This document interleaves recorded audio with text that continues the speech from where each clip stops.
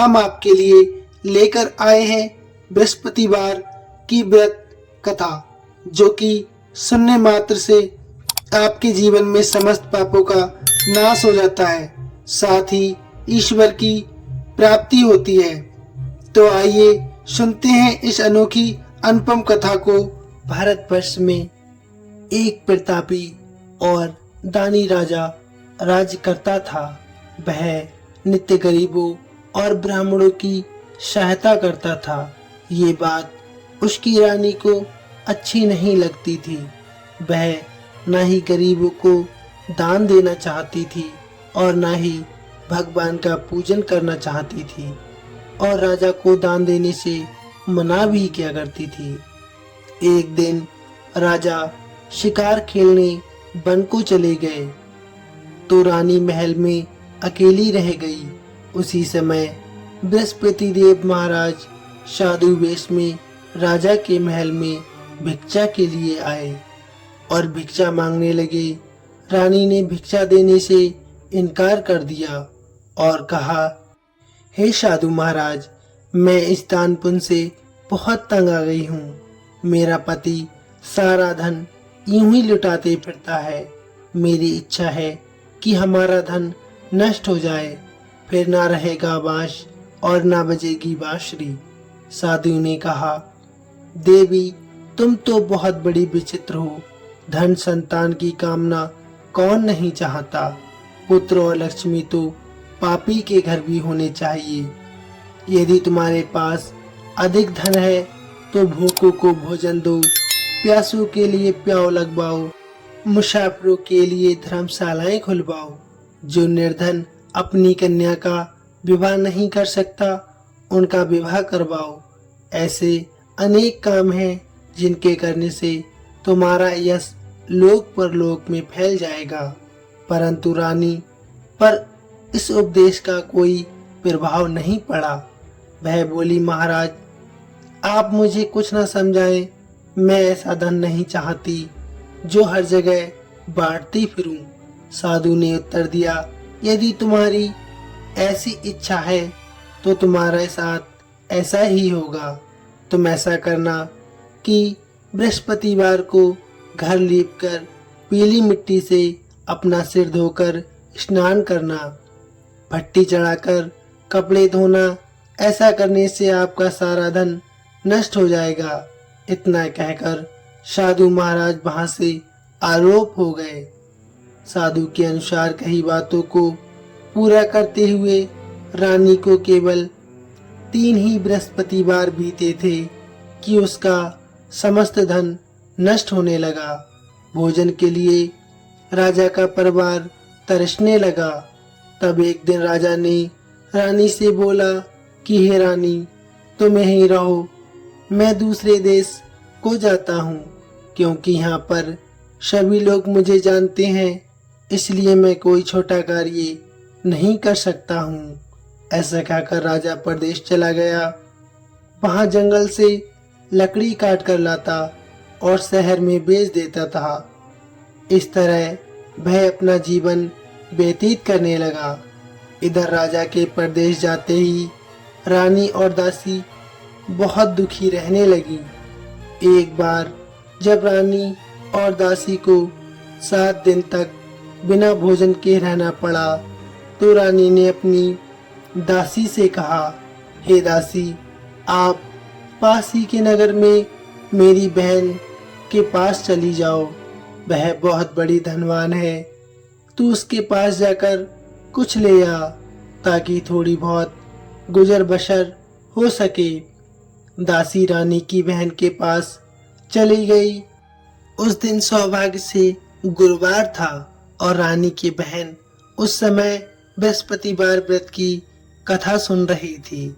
दासी ने रानी की बहन को अपनी रानी का संदेश सुनाया, लेकिन रानी की बहन ने कोई उत्तर नहीं दिया।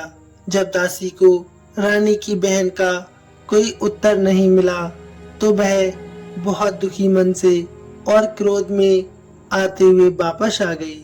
दासी ने वापस आकर रानी को सारी बात बता दी। सुनकर रानी ने अपने भाग्य को ही कोसा उधर रानी की बहन ने सोचा कि मेरी बहन की दासी आई थी, परंतु मैंने उससे कुछ नहीं बोला, इससे वह बहुत दुखी हुई होगी। कथा सुनकर और पूजन समाप्त करके प्रसाद ग्रहण करने के उपरांत वह अपने बहन के घर आई और कहने लगी, हे बहन, मैं बृहस्पतिवार का व्रत कर रही थी।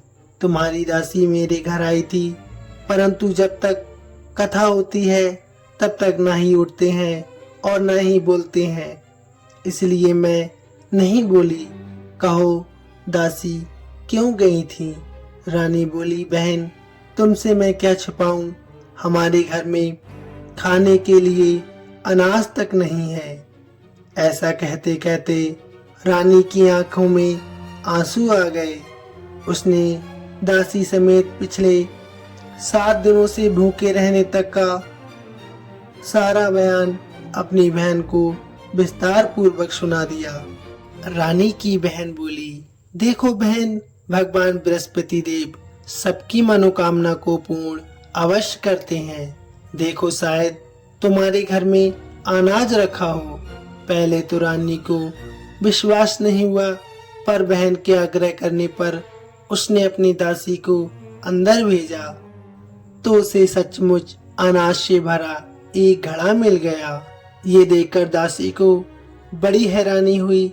दासी रानी से कहने लगी, हे रानी, जब हमको भोजन नहीं मिलता तो हम व्रत ही तो करते हैं, इसलिए क्यों ना इनसे व्रत कथा और विधि पूछ ली जाए ताकि हम भी व्रत कर सकें। तब रानी ने अपनी बहन से बृहस्पतिवार व्रत के बारे में पूछा। उसकी बहन ने बताया, बृहस्पतिवार के व्रत में चने की दाल और मुनक्का से विष्णु भगवान का केले की जड़ में पूजन करें तथा दीपक जलाएं, व्रत कथा सुने और पीला भोजन ही करें। इससे बृहस्पति देव बहुत प्रसन्न होते हैं। व्रत और पूजन विधि बताकर रानी की बहन अपने घर लौट गई।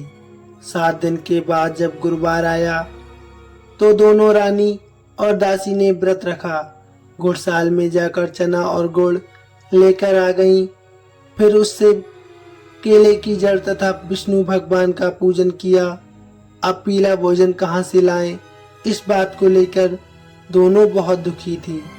चूंकि उन्होंने व्रत रखा था इसलिए बृहस्पति देव उनसे प्रसन्न थे, इसलिए वे एक साधारण व्यक्ति का रूप धारण करके थालों में सुंदर पीला भोजन सजाकर दासी को दे गए।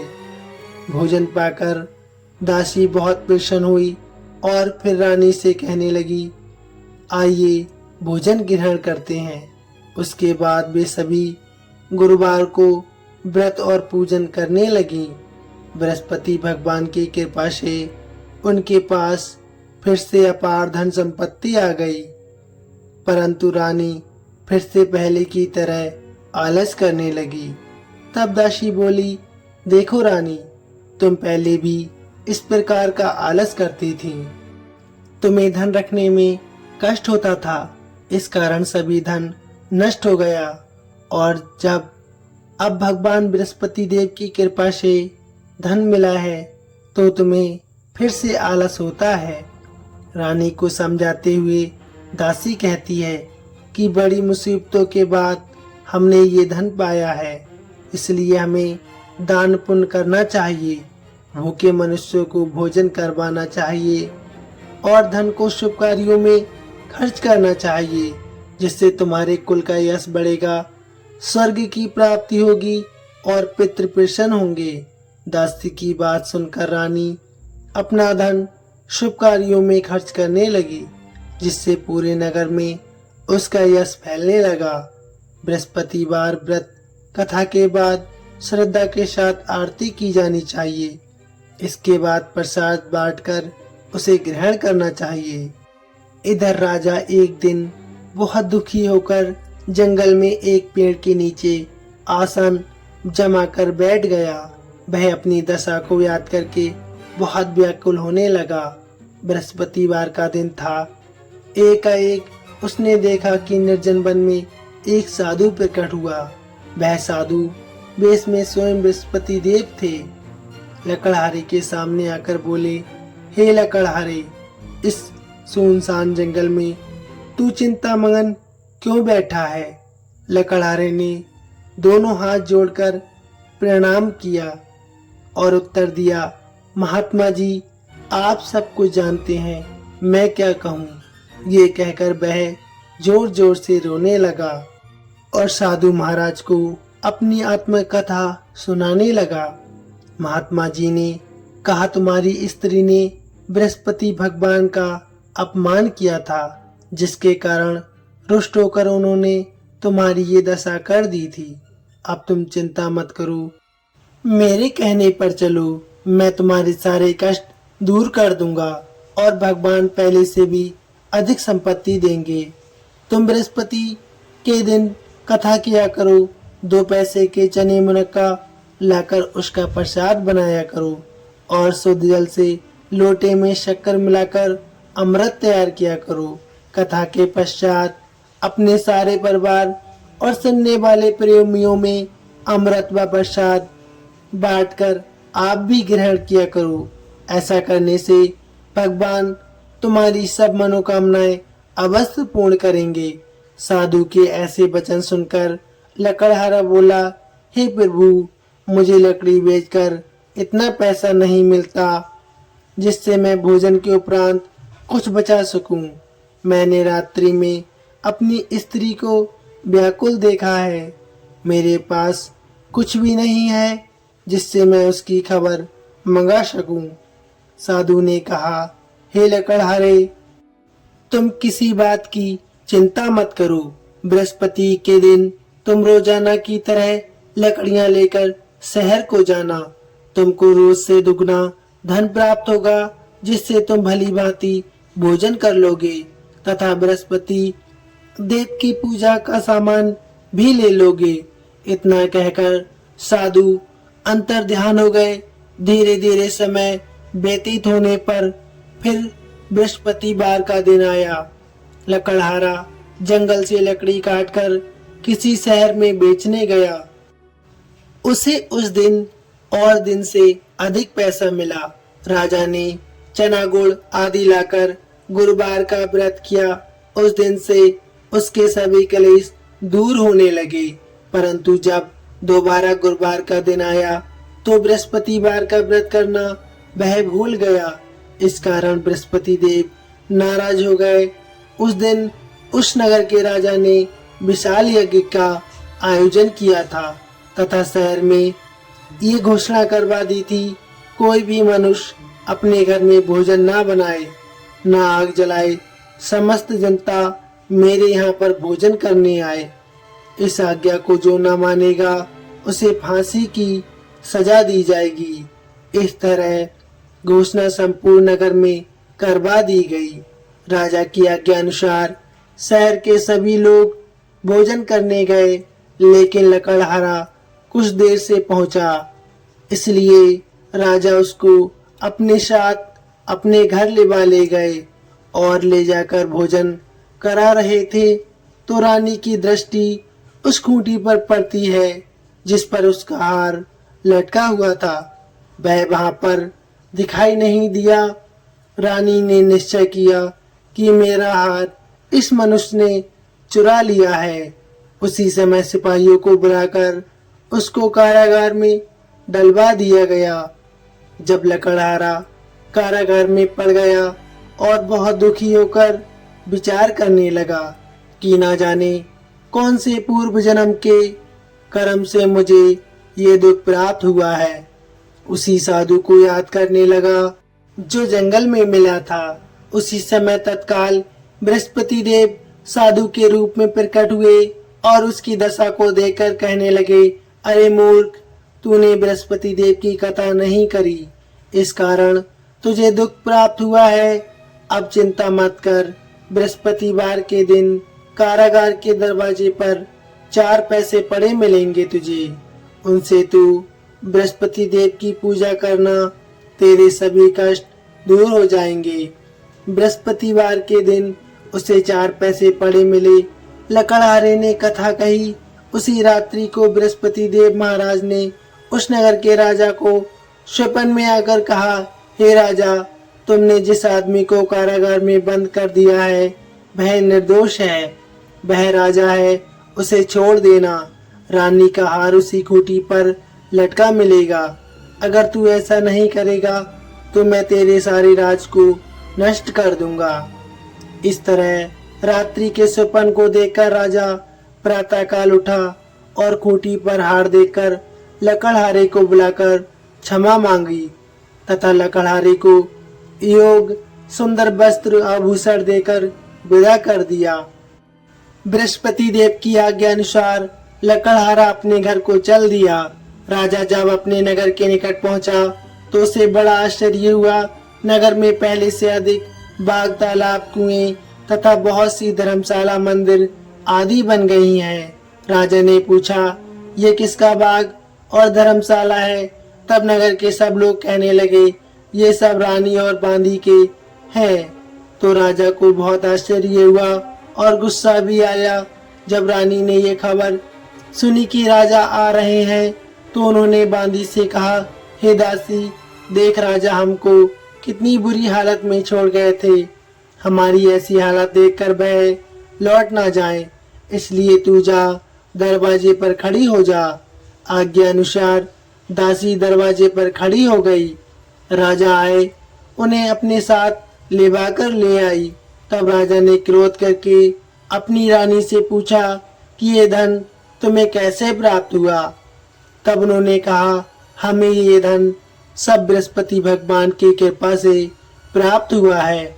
राजा ने निश्चय किया कि 7 रोज बाद तो बृहस्पति देव का पूजन करते हैं, परंतु प्रतिदिन 3 बार कहानी तथा रोज व्रत किया करूंगा। अब हर समय राजा के दुपट्टे में चने की दाल बंधी रहती तथा दिन में 3 बार कहानी कहता। एक रोज राजा ने विचार किया कि चलो अपनी बहन के यहाँ हो आमे। इस तरह निश्चय किया। राजा घोड़े पर सवार होकर अपनी बहन के यहाँ चलने लगा। मार्ग में उसने देखा कि कुछ आदमी एक मुर्दे को लेकर जा रहे हैं। उन्हें रोककर राजा कहने लगा, भाइयों, मेरी बृहस्पति देव महाराज की कथा सुन लो। वे बोले, हमारा तो आदमी मर गया है, इसको अपनी कथा की पड़ी है। परंतु कुछ आदमी बोले, अच्छा कहो, हम तुम्हारी कथा भी सुनेंगे। राजा ने दाल निकाली और जब कथा आदि हुई कि मुर्दा हिलने लगा और जब कथा समाप्त हो गई तो राम राम करके मनुष्य उठकर खड़ा हो गया। आगे मार्ग में उसे एक किसान खेत में हल चलाता मिला। राजा ने उसे देखा और उससे कहा, अरे भैया, तुम मेरी बृहस्पतिवार की कथा सुन लो। किसान बोला, जब तक मैं तेरी कथा सुनूंगा तब तक मैं 4 हरैया और जोत लूंगा। जा अपनी कथा किसी और को सुनाना। इस तरह राजा आगे चलने लगा।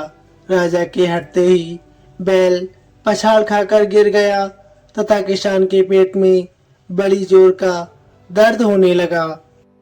उसी समय उसकी माँ रोटी लेकर आई। उसने जब ये देखा तो अपने पुत्र से सवाल पूछा और बेटे ने सभी हाल कह दिया। तो बुढ़िया माई दौड़ी दौड़ी उस घुड़सवार के पास गई और उससे बोली कि मैं तेरी कथा सुनूंगी, तू अपनी कथा मेरे खेत पर चलकर ही कहना। राजा ने बुढ़िया के खेत पर जाकर कथा कही, जिसके सुनते ही बैल उठ खड़े हुए तथा किसान के पेट का दर्द भी बंद हो गया। राजा अपनी बहन के घर पहुंचा। बहन ने भाई की खूब खातिरदारी की। दूसरे रोज प्रातःकाल वह जागा तो वह कहने लगा, सब लोग भोजन कर रहे हैं। राजा ने अपनी बहन से कहा, ऐसा कोई मनुष्य है जिसने भोजन नहीं किया हो? मेरी बृहस्पतिवार की कथा सुन ले।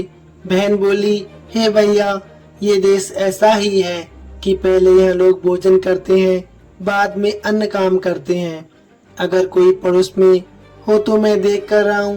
वह ऐसा कहकर देखने चली गई, परंतु उसे कोई ऐसा व्यक्ति नहीं मिला जिसने भोजन न किया हो।